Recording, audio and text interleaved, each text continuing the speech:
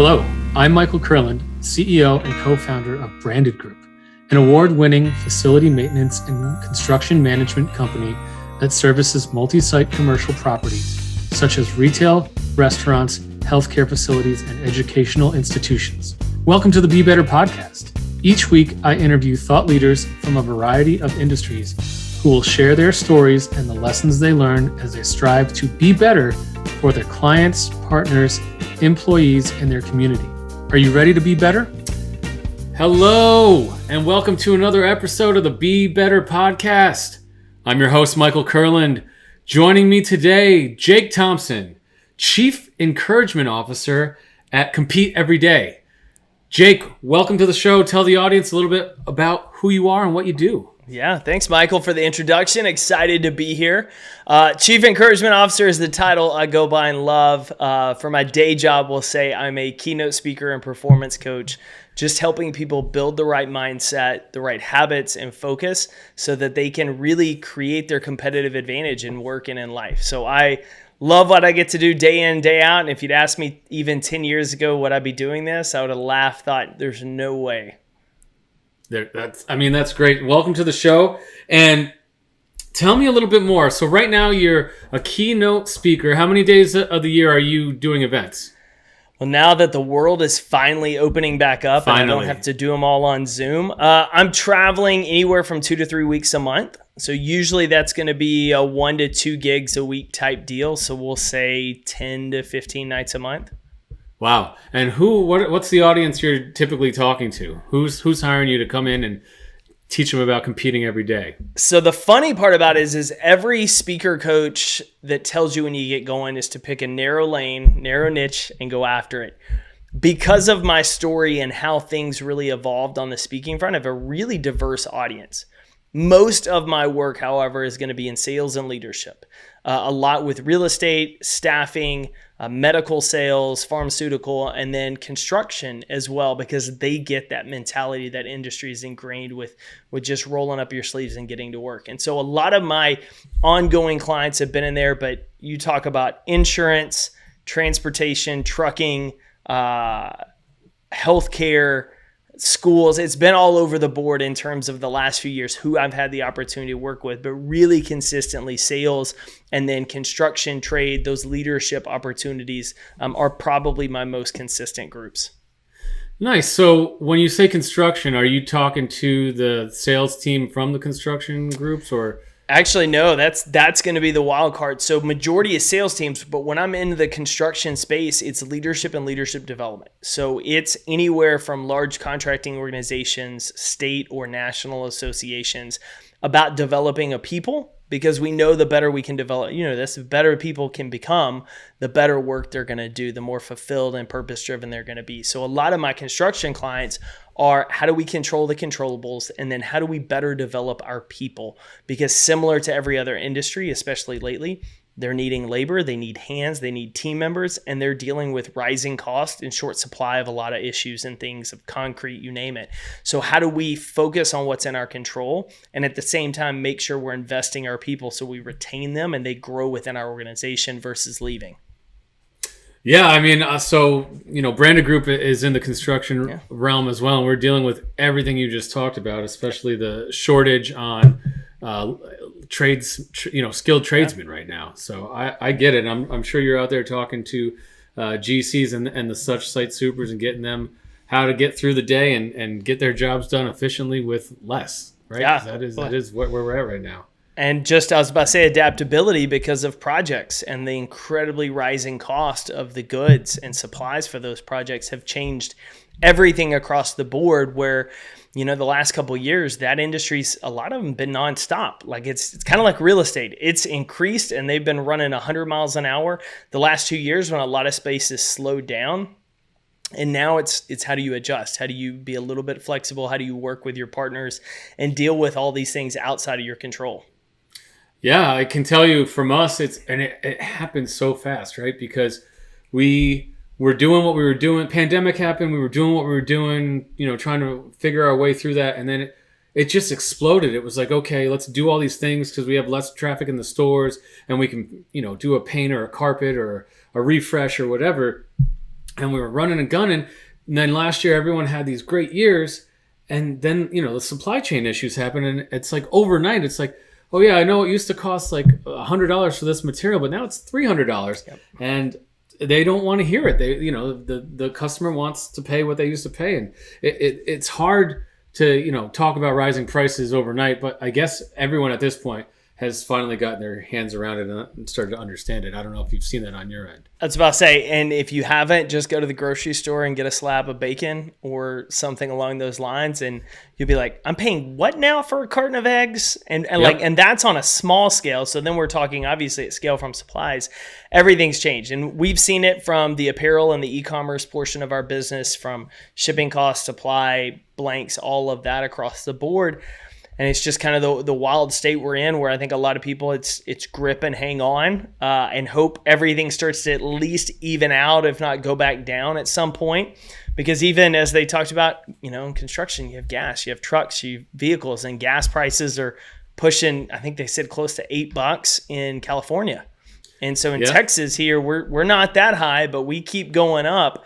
And so as a kid who grew up working in gas stations, I'm used to seeing that and how people have to adjust based off of it. So hopefully as a country, we'll get it all under control. But in the meantime, what's going to happen is the people that succeed are the ones who at least can be effective in how they respond, even if they can't control everything. Absolutely. And you made a good segue point from me. You brought up your retail business. So let's talk about that a little bit too. How's that going for you, and what is it? And tell the audience a little bit more about that.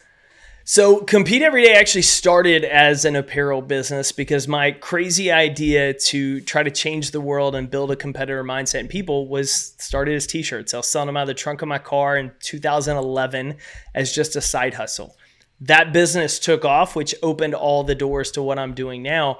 But really, it's been great. 2018 and I'd say 17 and 18 was actually a struggle for us because I changed the business. I went from focusing heavily on how do we build an e-commerce and apparel brand and working trade shows to saying, I really think the training and development route as the main anchor of our business is more important than the apparel.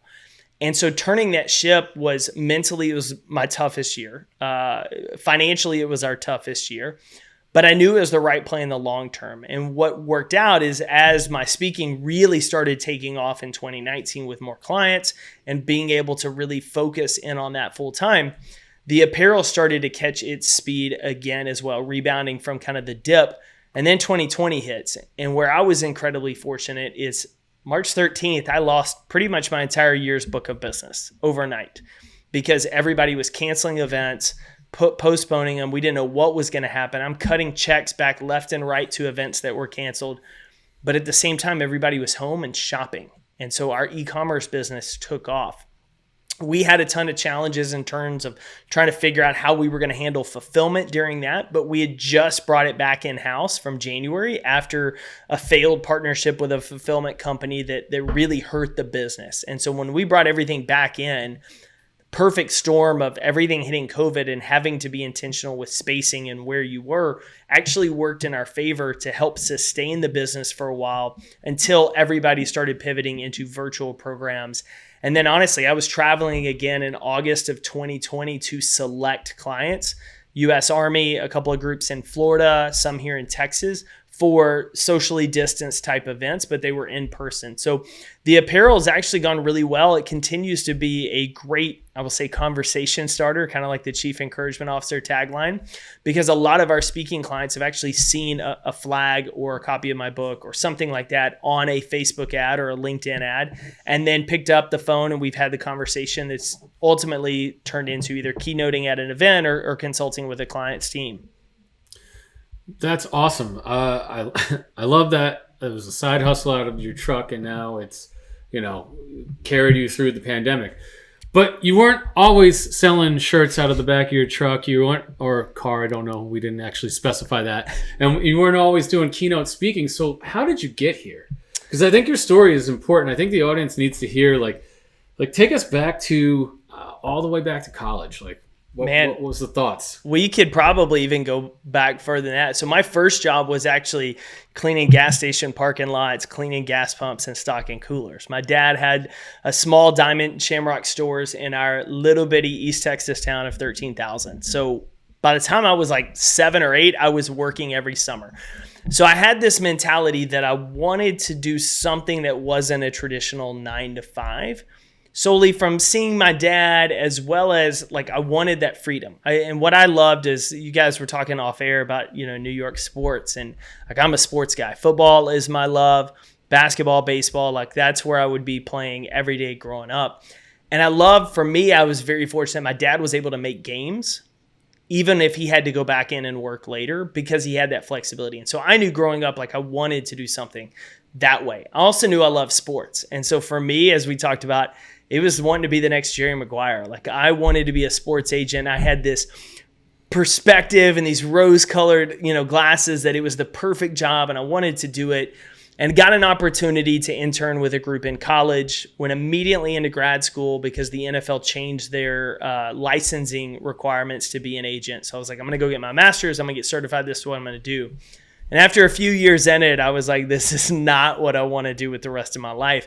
There are a number of reasons, including the relationship with the agent, mentally not being prepared for it and emotionally prepared for it. And so I got out. It was 2008. I just got my MBA.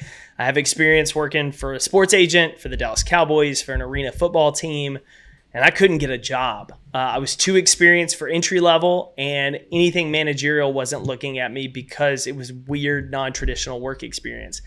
So I just started consulting, really out of necessity to pay the bills. And it was graphic design, basic social media, marketing strategy, working with companies around DFW, some small, some large international brands. Built a really good consulting practice, but I was incredibly unfulfilled. I was building this wonderful sandcastle that, as we know what happens when the tide runs in, it's going to wash it away. And there's going to be no proof that I was there, and little impact, if any, made on anyone else. So I started exploring this idea of what could I do that would actually help and impact other people and leave a more positive, impactful legacy. Spent a year plus just tinkering with ideas, trying stuff, until this idea of competing every day came about. And honestly, it was because I knew what the feeling had been like to give in to fear, to discomfort, to not go after something because you were afraid you were going to fail or what people might say. And I was looking around in my late 20s, and I was seeing friends do the same thing, whether it was a job they hated, a relationship that was okay, but like wasn't enriching them. And I was like, there's got to be a better way to live life. And ultimately, through that ideation process, Compete Every Day came about. And T-shirts was like the third or fourth try to get something to work. And fortunately, it did. Yeah. And what you're saying resonates so much with me. I started Branded Group in 2014, as we discussed pre-show, and, turn to profit year one. And I'm like, what am I leaving on this earth? What's my legacy going to be? And it was very Sandcastle-esque as well. Like, cool, we made some money and I could afford a little bit better of a lifestyle. But when I died, or when, Branded Group was gone, no one would remember anything that I did. So that's when we started, the 1-for-1 program, and just, the give backs and the purpose with our company. And that's, to this day, like the most fulfilling part of what I do on a day-to-day basis is that portion of the job. So I can totally resonate, and I hope the audience does as well with that portion of your story. So you start Compete Every Day, you're selling the shirts, and then how do you pivot from shirts to keynote speaker? Like that's not something that I would connect the dots on, right? So tell the audience that portion. No, and I'll say part of it had to do with, I've embraced the mentality that life is a giant science experiment. And I think as an entrepreneur, you got to look at it that way. You're going to test a hypothesis and it's going to work and you'll keep running with it. Or if it doesn't, you have to change something. It's not, I suck, I'm a failure, this is terrible. It's like, that idea didn't work. What do I need to change? And let's figure out a way to make it work. And that is kind of that entrepreneurial spirit. So for me, it was a random outreach in 2015 by Texas Children's Hospital in Houston. They were having an HR week. They wanted to buy about 150 shirts for their staff. And then they asked me to come speak. And I still remember talking to the executive assistant thinking like, what do you want me to come talk about? She's like, just come tell your story. The team wants to hear your story. So I spend like a week and I'm writing everything down and like, here's 3 lessons. And I remember it because I'm like on stage, backwards baseball cap, like as anti-corporate setup as I could be and totally different than how I dress and show up now at events. And I just kind of fumbled my way through it, I feel like. But I was like, here's some lessons. Here's why it's important. And Linda Aldred, who is the head of HR, pulled me aside. She's the one that found out or knew about me and had reached out, said, I don't know if you've ever thought about this, but you need to go do more of this. Like, there is something here. And so I was like, oh, that's nice. Yeah, this was fun, and filed it away in my back pocket. And about a year and a half later, I'm at an event in California. And I'm watching a guy who actually coaches speakers. He was at a breakout of a larger conference. And I'm just amazed at how he's changing their delivery and the experience that I'm having as an audience member, just with subtle tweaks. And I'm thinking like, this is what a great coach looks like. This guy is the guy. And at the same time, my team had been heavily pressing me. Like, we don't do a whole lot different than other companies. We print some great stuff. We've got empowering messages, but what separates us is our story and how you tell it. So you need to go tell it more. And I wasn't thinking about it from, hey, be a speaker standpoint, because I had this idea that that's only like a Tony Robbins or John Mack. Like that's a different world. I didn't know what the industry looked like, but I saw this guy and thought, I'm going to learn. So I go to his conference in Fort Lauderdale. At the conference, like first morning, I'm sitting there. I've got this giant cup of coffee because I'd taken a red eye to get there. Everybody knows what it's like when you get off a red eye. You're kind of cracked out. You're just trying to get through the morning. And I remember looking up at this small table and I see a New York Times bestselling author and I see a really big marketing influencer at that point, and they're just taking notes. And I thought, man, these guys are for real. Like, this group is legit. And so I was like, this is who I want to learn from. And so I invested into their high-end coaching program. I invested my own money to fly to Philadelphia and train with them for like a week every month for 5 months. I would then hired a friend of mine who was in Nashville that taught the business side of speaking and said, team, I don't know if this is going to work or not, but hit your wagons. Like, this is the direction we're going. And it was a tough turn, and it was probably a harder pivot than I should have made at the time looking back, but it was the right move. And once I kind of came out of that, I just started reaching out to people and saying, hey, this is what I'm doing now. Can I come talk to your team? Can I come talk to your audience? Don't even worry about paying me. Like, I need reps. I need to know what works. I need to know what doesn't. And little by little, it started to go. And then toward the end of 2018, I started getting a lot of inbound leads. In 2019, everything took off. And then 2020, we doubled our business by the end of January of that year. And then obviously everything changed dramatically. But because of the apparel, because I'd switched from sales mode when the pandemic hit to content mode and just how do I create stuff that people want to consume and learn from, we were really able to have a strong 2020 virtually and in person. And it set up a great last 2 years as well. Wow. Amazing stuff. I mean, from retail to keynote speaking. So tell me about the speaking. Give me what's your all-time favorite one you've ever done? Like, who did you speak to, if you can say, and what did you talk about? And so I give a lot of my core talks. I really have about 3 that I'm consistently booked for. So I'm giving some of the same talks, which I love because I just get better with them every time. But the one I will say that's probably the most impactful for me so far is 2019. I got to go back to Texas Children's. And at this point, I go from having no idea what I'm doing to I have a clear message. I have visual concepts and contextual models. Like, I can deliver and tell stories now.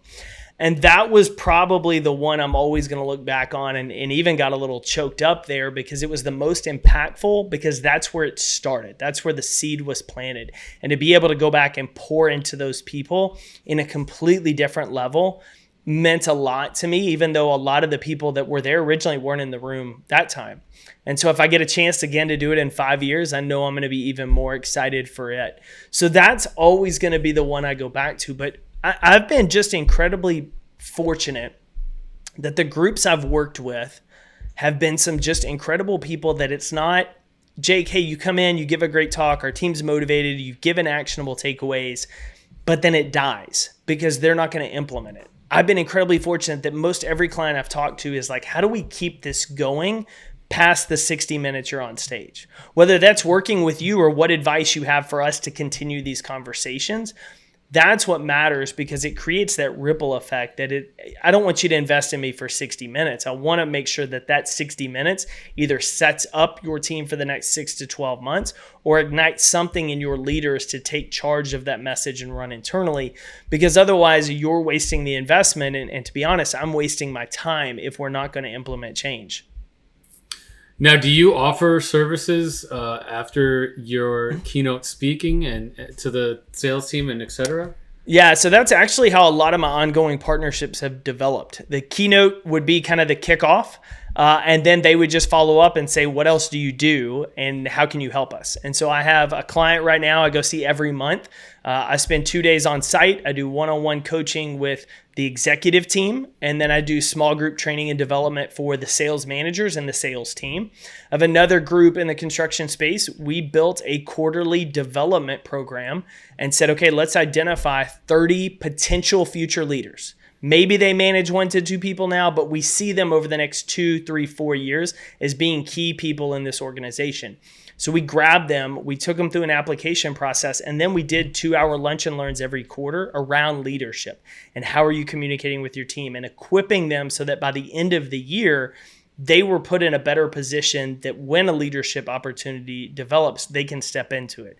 Because as we know, what happens in a lot of companies is we promote people who are really good at their job and then expect them to know how to manage and coach people because they were really good at that job. And that's a struggle for most folks because they've never been trained on how to manage, which is a lot of one way. And they've definitely not been trained on how to coach, which is a two-way conversation.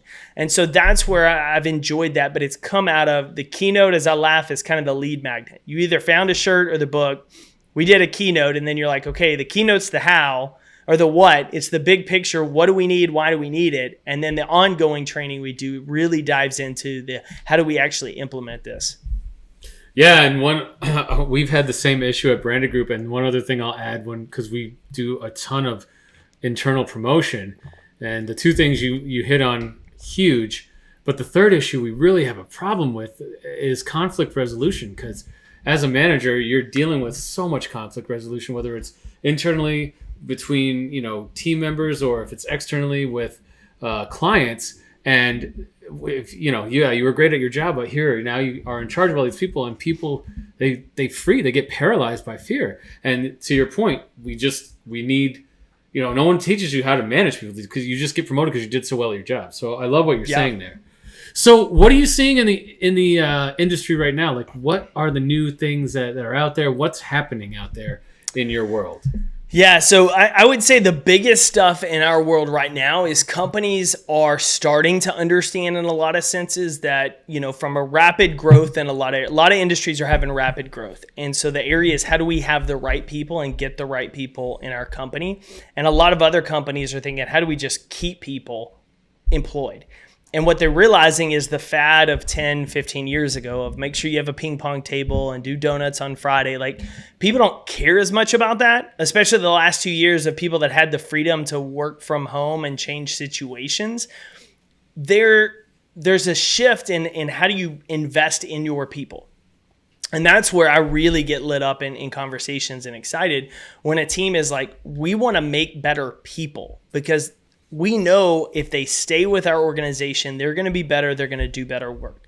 If they leave, they're going to become one of our best recruiting tools, because if they know we invested in them and we developed them and they took a better opportunity elsewhere because they just couldn't rise up, they're going to talk highly about the experience with us. And so I'm really excited in seeing companies say, not only, hey, let's do a sales meeting and bring in a speaker and get everybody fired up, but how do we train them to develop each other? How do they become, in sports, a player-led team versus a coach or front office-led team? Because they're understanding that's a bigger need more than ever. And people want to feel a part of something. They want to feel important in their work. They want to feel that not only their work is valued, but it helps them get to where they want to go. And that's kind of that process from a leadership standpoint of getting to know your people. And the old school way of using fear to always drive change and leadership is going by the wayside in a lot of areas. And it's all about that connection piece. And part of that, Brene Brown has made incredibly mainstream with her conversations around vulnerability. And Simon Sinek has done incredible work talking about the why. And so I'm seeing more and more organizations say, we just need to build our people. And if we can professionally and personally develop our people, it's going to grow our company. And we fully understand and are ready to make that move. And I don't think you saw that 10, 15 years ago. And if you did, they're the organizations that are far and away ahead right now because they started to make those moves. Totally agree. And I love how you brought up Brene Brown and Simon Sinek, two authors that I am a huge proponent of as well. So thank you for sharing that with the audience. And to your point, ping pong tables and donuts don't mean anything anymore. People want to work for somewhere where they have a purpose and they want to be part of something bigger than what they are. And, if you give them the opportunity to do that and collaborate with other like-minded people, that's really a way to keep your people in place. And at Branded Group, I like to boast, I don't boast about a lot, but I like to boast that we have a 95% retention rate after, even at post-pandemic when everyone was doing the Great Resignation. So happy to announce that. But I love that. I would echo on the back of that for the leaders listening, because I know we've got folks listening that are in these positions to have influence. The best way to start, and I always give them, is 3 questions, things that you need to know about the people, especially those that directly report to you. The first one, what do you do? What's your role? Everybody knows what their job description is, hopefully, and how to not get fired. That's pretty mainstream in every company. The second layer, which far fewer do, is how is my work important and how does it help everybody else win? Why does what I do matter? That not as many people know, especially a lot of different, you think about admin, there's a lot of people answering phones that just think, I'm just here to answer the phone. They don't understand you're the first person people come in contact with our brand. You get to establish our brand relationship right out of the gate. Like, that's incredibly important. So that's 2, fewer do that. The third one that as a leader, I can't stress enough is getting to know your people and understanding what their goals are. Maybe it's to stay within your company. Maybe it's to start their own one day. Maybe they're just there because they're trying to raise enough money that every year they want to take their kids to Disney World. Whatever their goals are. Because once you know, then it's on you as a leader to say, okay, how can I help them connect the dots between the work they do right now and where they're trying to go? And that's the level that most organizations miss. And as a leader, you have an incredible opportunity. If you can connect the dots between where someone is today and what they're doing on the daily, weekly basis and how it helps them with where they want to go, they're going to be more motivated. They're going to be driven every day on purpose for their work because they're going to understand why it matters not only to the company, but to them. And that's the real change you start to see and why people want to stay with teams is because they know my leader cares about who I am. I'm a person, not just a number on payroll. Yeah, I love everything you just said, and we do the first one obviously, but we don't do the second 2 questions. And I'm gonna make all my leaders listen to this podcast, not from a selfish standpoint, because I want them to capture that information. I want to start utilizing that. That makes so much sense, and it opens the door for a 2-way conversation, right? So that you're not just the person answering the phone, and that's all you think that you do. I love that. Thank you for sharing that with the audience. So let me ask you one other thing. You mentioned a book.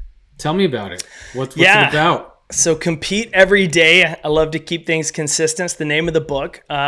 Playful tagline of the not so secret to winning your work in life. And the reason I position that is the book is really 8 choices. 8 simple, straightforward choices that any one of us can make any day. The problem is most people confuse simple with easy. It's simple to eat grilled chicken and broccoli every single day, every single meal. That's simple. Nobody wants to do it. It's boring. It's not going to be easy. You're going to get burnt out on eating the same thing every day. However, if you do it, you're going to have incredibly healthy results over the long run. Same applies with these. The idea of outworking your talent, being intentional with who you seek wisdom from and associate with, always doing your best, controlling your controllables. And so when I wrote the book initially, it was based on a corporate talk. And then I had an opportunity to go talk to a bunch of kids. And I was a keynote speaker at a Big Brothers Big Sisters conference here in Dallas. And I thought, man, I got all these 8 to 18-year-olds in here, and I got 30 to 60-year-old mentors. Corporate talk is not going to work for the kids. It's going to go over their head or they're going to zone out. So if I was going to tell my 13, 14-year-old self something, like what would I want them to remember? And I kept going back to conversations I'd had with coaches, and coaches always using catchphrases and taglines, things quick, easy to remember. So I got on my whiteboard and I just sketched out 8 different ideas. If I could teach my 15, 13, 14-year-old self something, what would it be? And when I looked at those things on the board, I thought, crap, that's the book. Like, this is the book as an adult. We need to know as adults that effort is a choice. And how does that show up at work? And how does it show up in relationships? And what does it look like in life? And so I rewrote the book. I had to rewrite about 40,000 words of it and send it to publish. And it was supposed to come out in fall of 2020. When COVID hit, a lot of groups pulled their book from publishing. And so we pushed ours up, released it during the summer. But really, it's just a simple, straightforward approach to saying these 8 choices, if made consistently, will change your life over the long run. There is no doubt in my mind. And then I try to give examples of here's how you could apply it at work. Here's what it means to always do your best at work or in life. Racking the shopping cart. Perfect example. It's one of my biggest pet peeves. But that's an example of doing what is right to the best of your ability, regardless of whether somebody's watching you or not. That separates you in the long run. And so that's what the book's about. It's a quick, easy read. We also have the audio book. So if my Texas twang is not too wild for you, I'm definitely the audio book reader because I add a little bit extra in throughout the content to give a little extra context. But that's it. It's a simple, straightforward book that, if applied, can absolutely change your life. And that is not an understatement. Oh, I love it. I love it. And your example, I was with one of my best buds one time. We were, at the grocery store picking up some beers or whatever, and I went to leave the shopping cart somewhere not in the corral, and he was like, "Why you do that?" And I said, "I don't know. I just not. I don't want to walk all the way over there." He's like, "Put it away." And I said, "You know what? You're right." And I put it away. And to this day, every time I go grocery shopping because of Kevin Fissel, I put my cart in the corral, and I always think of him. So I'm not that guy. I don't piss you off anymore. I used to, though, back in the day. I will pull out my phone on occasion and do videos if I had to go to the store or Target. And I have friends that'll see me or tag me on LinkedIn if there's a shopping cart post or something, because they just know it's like weights in the gym. I'm like, put them up. Like, just clean up after yourself. It's not much to ask, but it's something that separates. It separates leaders over the long run if you do the little things like that anyone can, but right. Most won't. Got it. Great messages, great messaging. Jake, it's been great having you on the show. Really appreciate your time today. If the audience wants to get a hold of you, how can they do so? Easiest place to visit is competeeveryday.com. You'll find everything out about the brand. And then if you click on the link up top for speaking, it'll direct you to my website. You can learn about my speaking and coaching programs. Jake, it's been great again. Thank you for coming on. Audience, until next time.